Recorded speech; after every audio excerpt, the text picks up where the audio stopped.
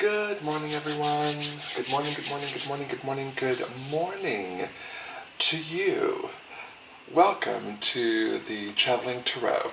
This is your daily psychic forecast for Tuesday, August 27th. Tuesday, August 27th, 2019.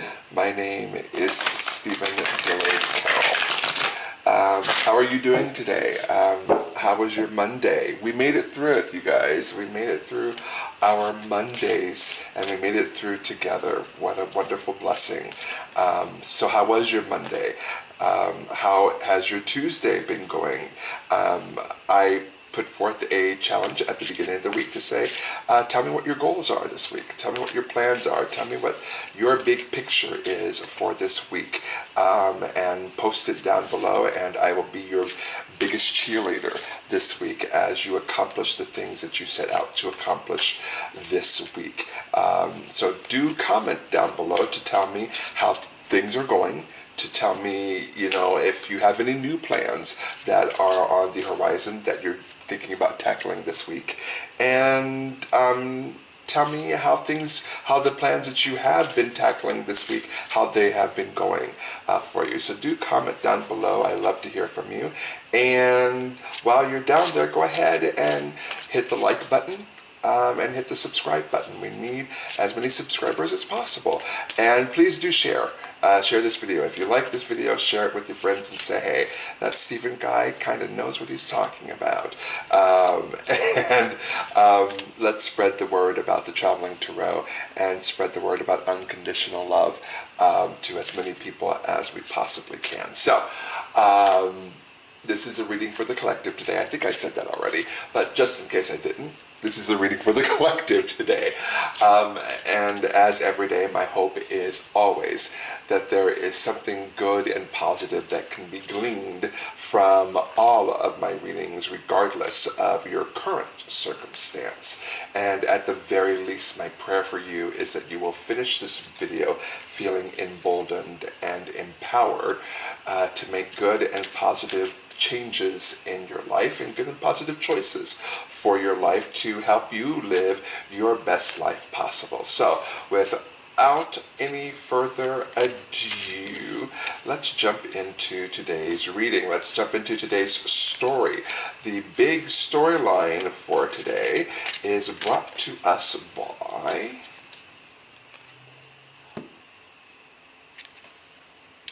the Ten of Gabriel. The Ten of Gabriel. There it is, the Ten of Gabriel. And it says, ask your angels for helpful people to lighten your load, working too many hours, trying too hard to please others. Wow. That last sentence kind of hit home for me, and I am sure that it hit home for a lot of you, and we'll discuss that in greater detail in just a moment. But that is the main plot point for today. So let's get to our two subplots for today. And our first subplot is brought to us by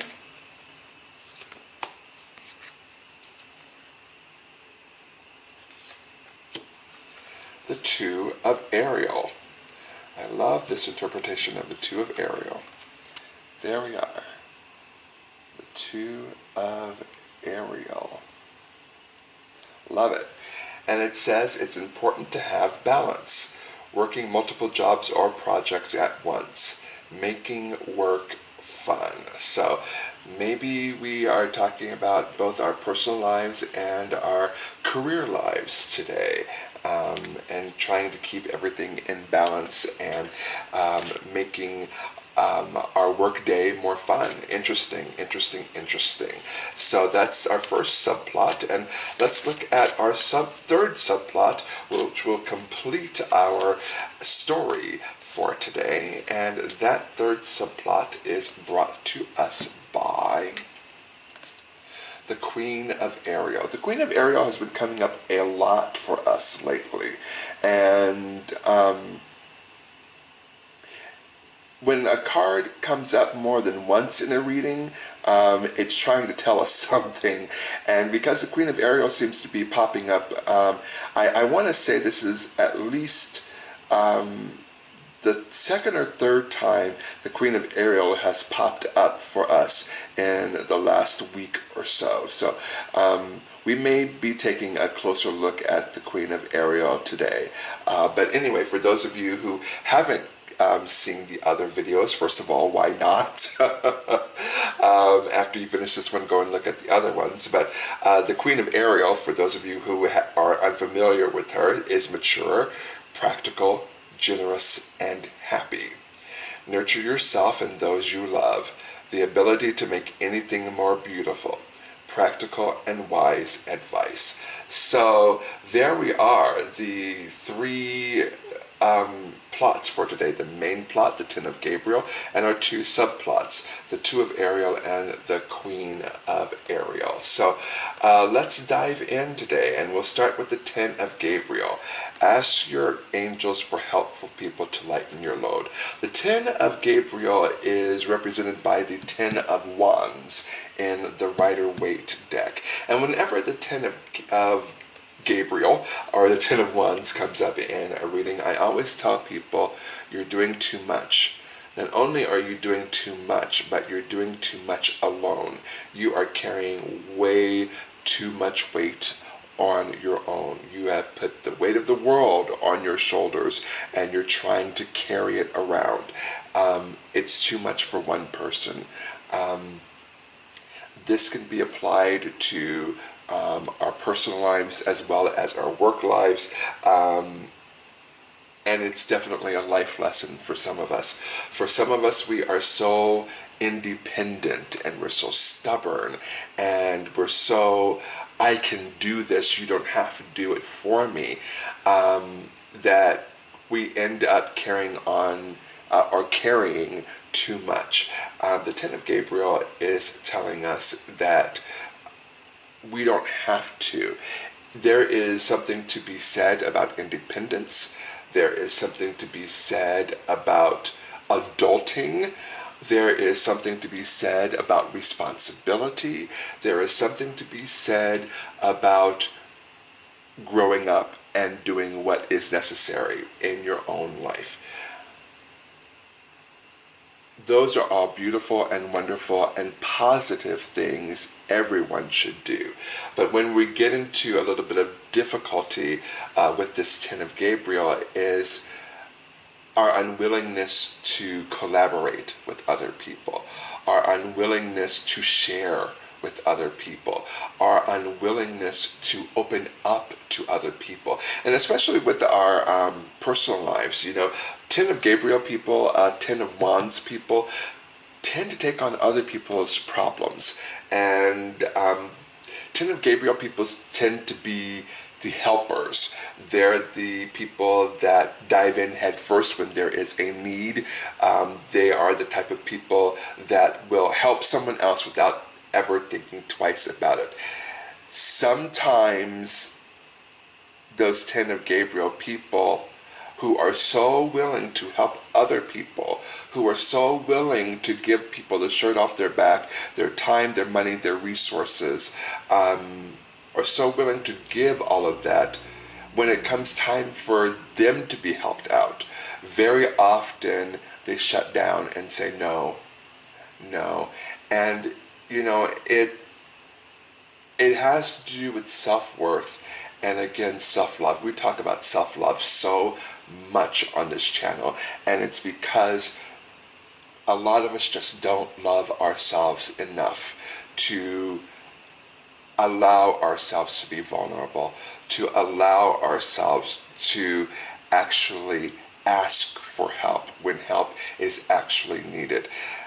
But we're the first people to be offended when a friend or a loved one is going through something alone and they tell us about it. And we're like, why didn't you ask me? Why didn't you tell me? Why didn't you call me? Why didn't you let me help you? Because you know that I would. We're the first people to get upset when someone that we know and love is going through a difficulty all by themselves that they don't have to. But when push comes to shove and it's our turn to ask for help, very often we don't ask for help.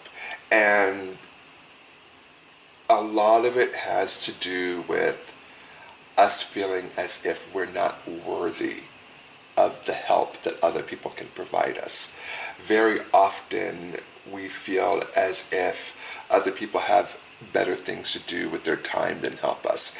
We may feel like people have better things to do with their time than listen to us express how we're feeling about whatever is going on in our lives. Very often we might think that people just indulge us begrudgingly when we come to them with our problems, when we come to them with our issues. And so because we don't want to bother people, because we don't want to be a nuisance to other people, because we don't want to be a burden to other people, we take on that burden all on our own. And the 10 of Gabriel is advising us today that we don't have to do that.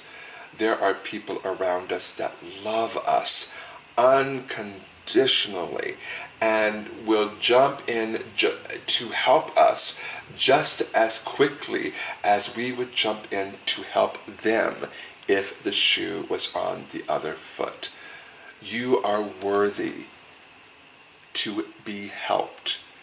You are worthy to not have to go through all of this alone. You are worthy of the love that your friends and loved ones give to you. You are worthy of that. So why not take advantage of that? Working too many hours. Again, taking on too much of the load all by ourselves. This could be a work issue as well.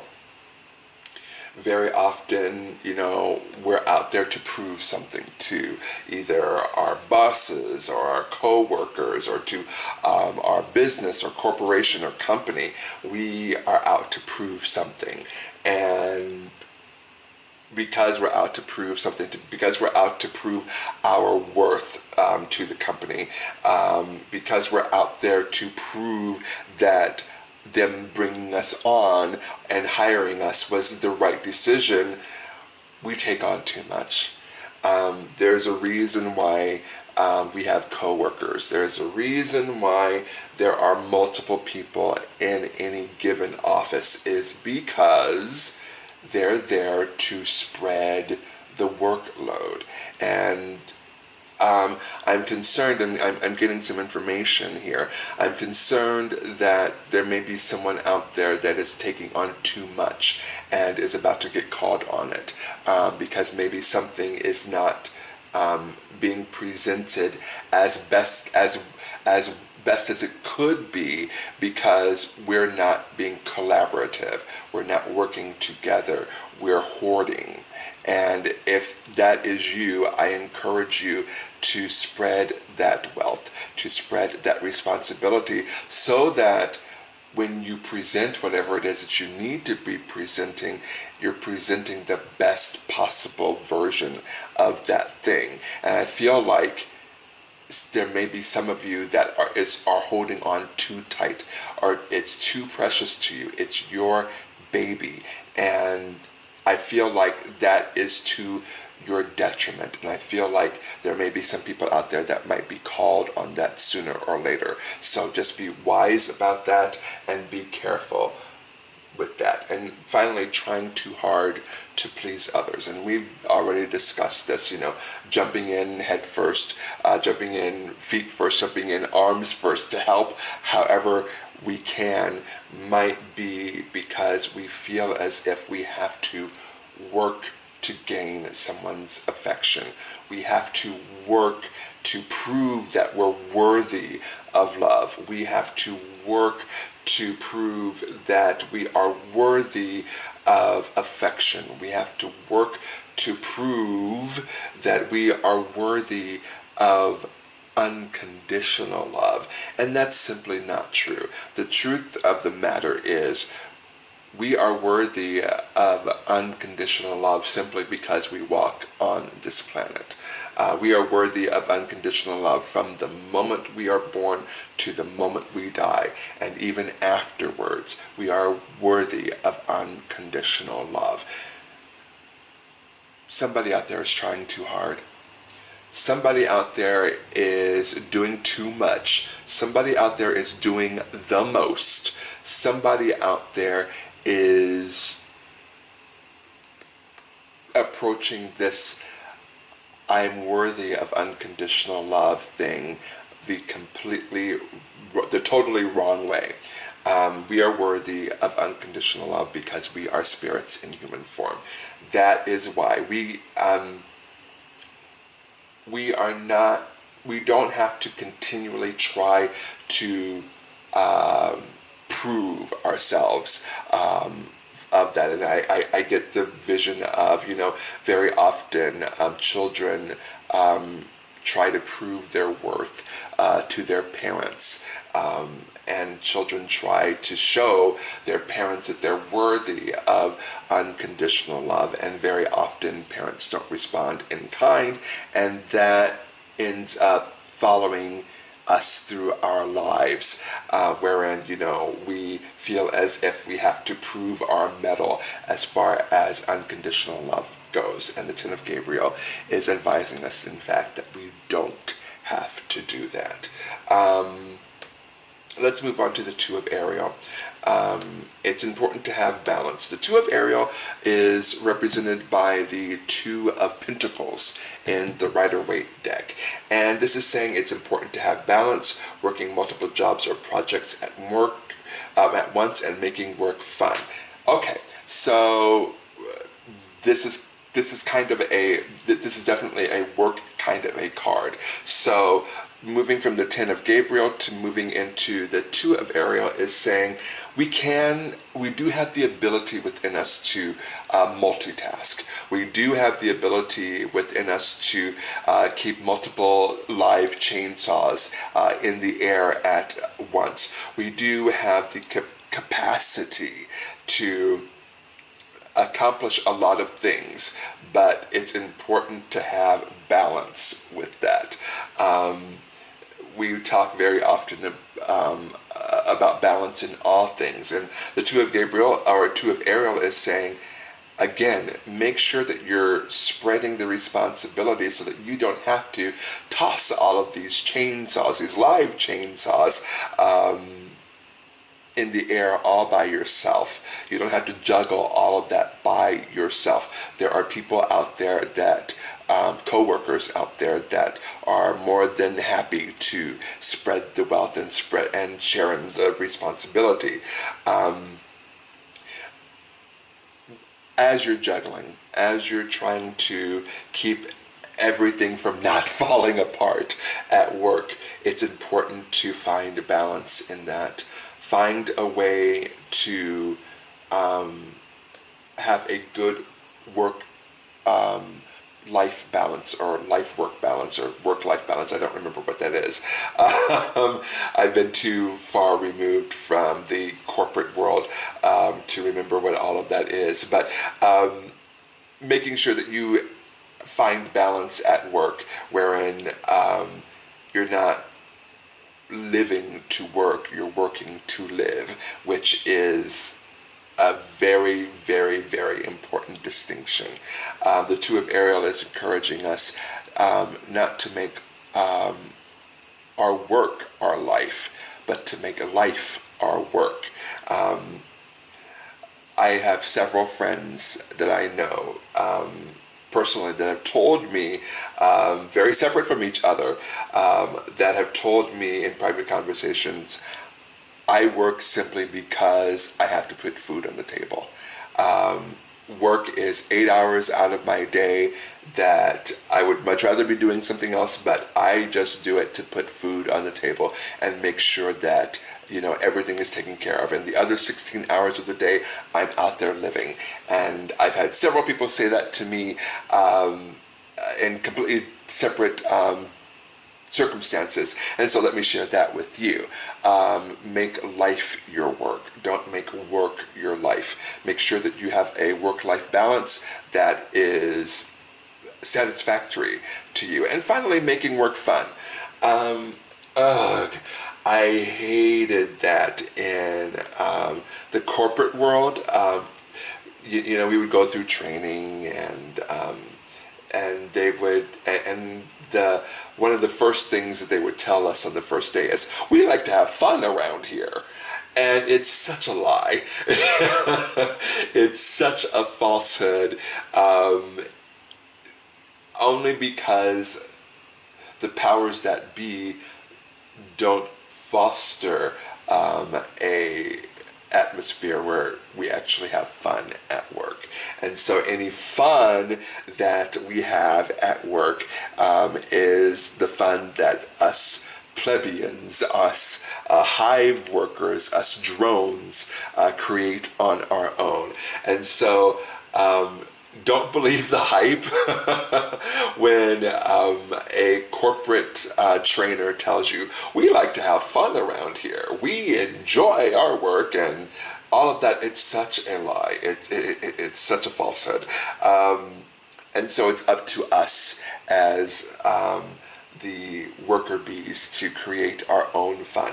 And I guess working within the parameters of corporate world and corporate rules, trying to make work fun. I had a hard time with that when I was in the corporate world. But that doesn't mean that it cannot be done. The two of Ariel came up today to say that it can be done. There is a way to make work fun, and I think perhaps the best way to make work fun is to develop those interpersonal relationships with your coworkers, with your boss, etc., which leads us to the Queen of Ariel, nurturing yourself and those you love. Because we're talking about work here, nurturing relationships at work. Even if you're the type of person that says, you will be my best friend from 8 to 5 on Monday through Friday. When 5 o'clock hits, I do not know you. And I have to say that I practiced that in a lot when I was in the corporate world, when I was in the cubicle world. Whoever you were my best friend. If you were sitting in the next cubicle from me or across from me, you were my best friend from 8 to 5. We would cackle, we would cut up, we would kiki all day long. But as soon as 5 o'clock hit, I would pull a Mariah Carey and say, I don't know her. I did not become friends with people on Facebook or Twitter or anything like that until either they left the job or I left the job.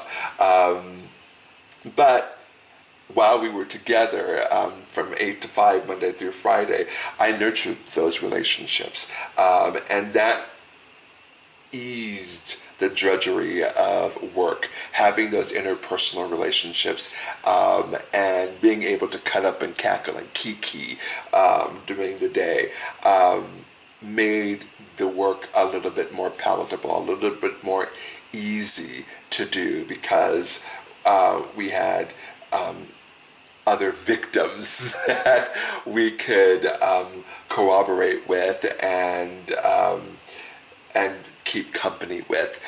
So the Queen of Ariel is saying, if you're a loner at work, then perhaps it might be a good idea to actually reach out to other people, so that because you're going through the same experience at work, by and large, especially the larger the corporation, the larger the company, the more your work life is going to be pretty much the same as your cubicle mates' work life. So nurture those relationships. The ability to make anything more beautiful, again, and I think this has to do with both work and personal life. I think I might have told you guys that I made a conscious effort to actually open up my windows. In fact, I know I did. I made a conscious effort to open up my blinds every day to allow sunlight in, because that means I'm making my home life more beautiful. I'm allowing that sun energy into my home, lightening my home, and or lightening up my home, I should say. And my home has become more beautiful simply because of natural light.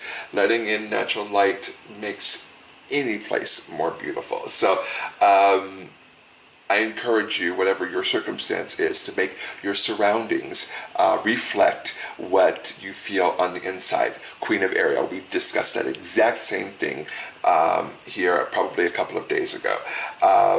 And practical and wise advice. Yes, I am giving you practical and wise advice today. So, what a blessing.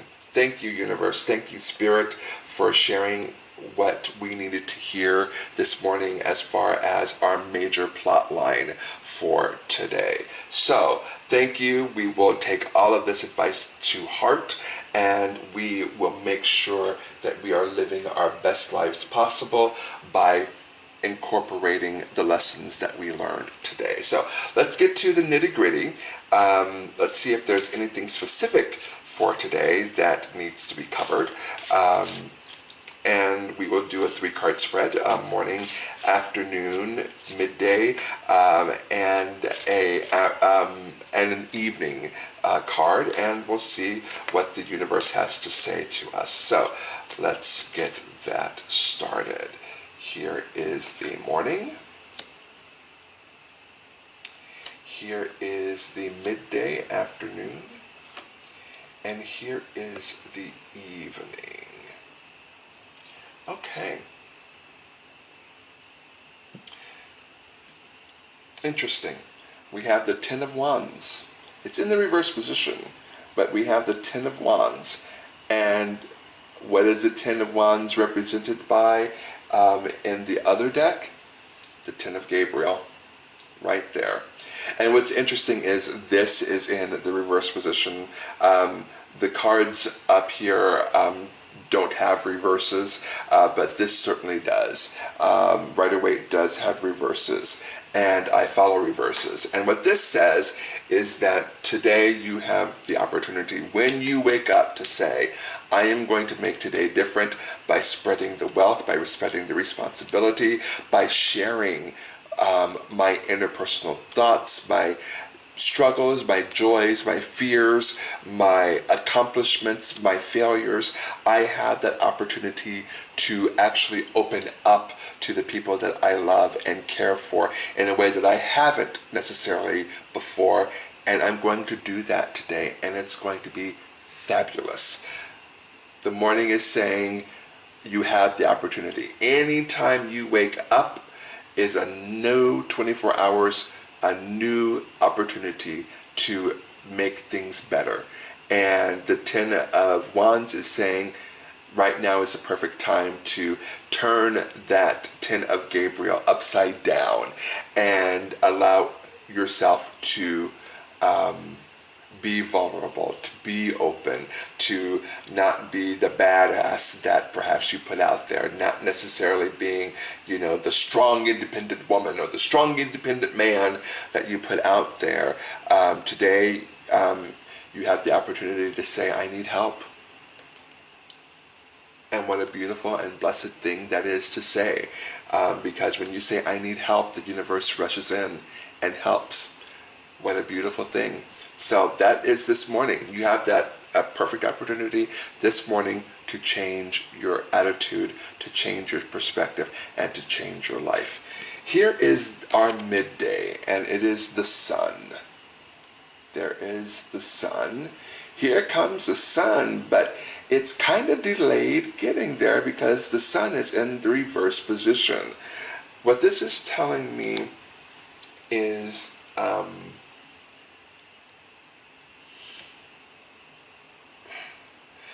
very often it takes the world, when we change, it takes the world a minute to catch up to us. And we've talked about that before.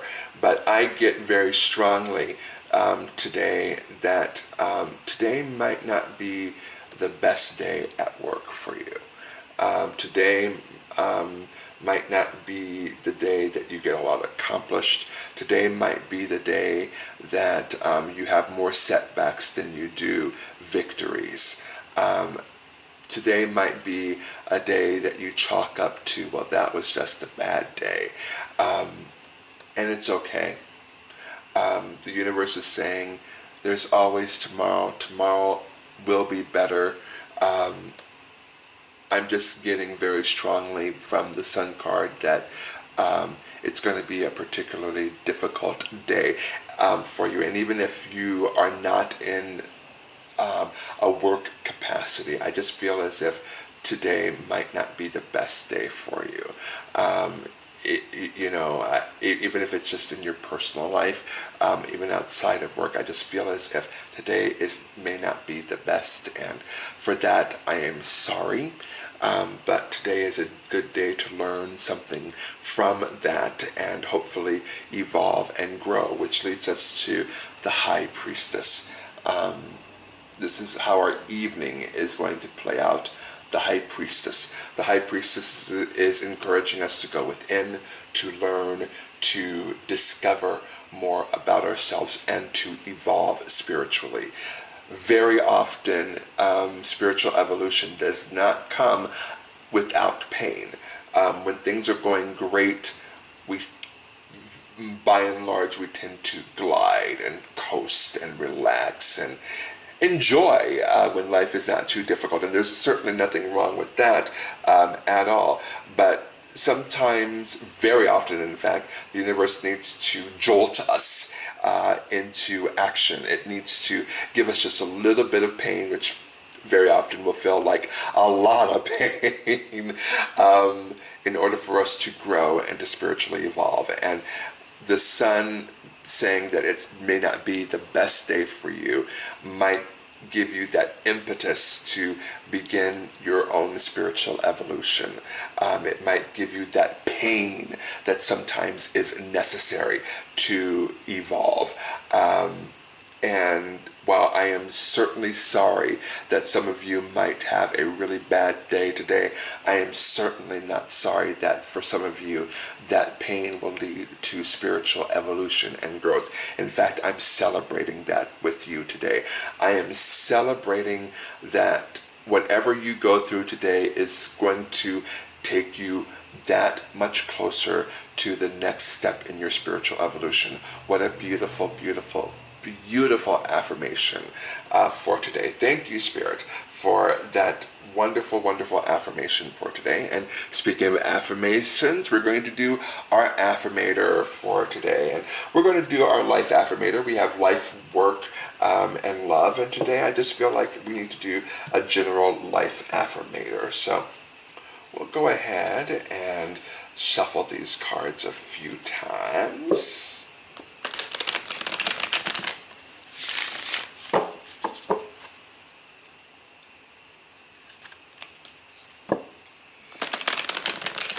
And one more time for good luck.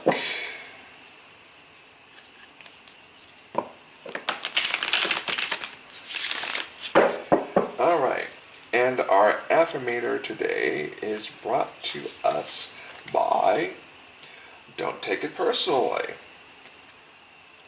Don't take it personally. There we are. Don't take it personally. If someone starts to speak unkindly to me, I remember that they've got something going on that has nothing to do with me. Like, maybe they just pooped their pants. Yeah, that's probably it. Let's read that again. Don't take it personally. If someone starts to speak unkindly to me, I'll remember that they've got something going on that has nothing to do with me. Like maybe they just pooped their pants. Yeah, that's probably it. This is connected to the Ten of Wands. And I'll turn it upright for you so that you can see it this way. We don't know what other people are going through. We don't know the pain other people are going through. We don't know the circumstances other people are going through. We don't know how hurt someone else might be today. And because of that, it's very, very important to be kind always. Even when you're not treated in kind, it's important to be kind at all times, because we just do not know the pain someone else might be going through. They've got something going on that has nothing to do with me. And being able to see things from many different perspectives is only going to allow us the opportunity to love more deeply and be more compassionate. So our affirmator for today is to be more compassionate and be more kind, even when we're not treated that way by other people. So let me give you my affirmation for today. Love yourself. Love yourself completely. Love yourself fully. Love yourself wholly. Love yourself unconditionally. Love yourself first and foremost, and everything else will fall into line. Have a fabulous Tuesday, everyone, and I will see you tomorrow.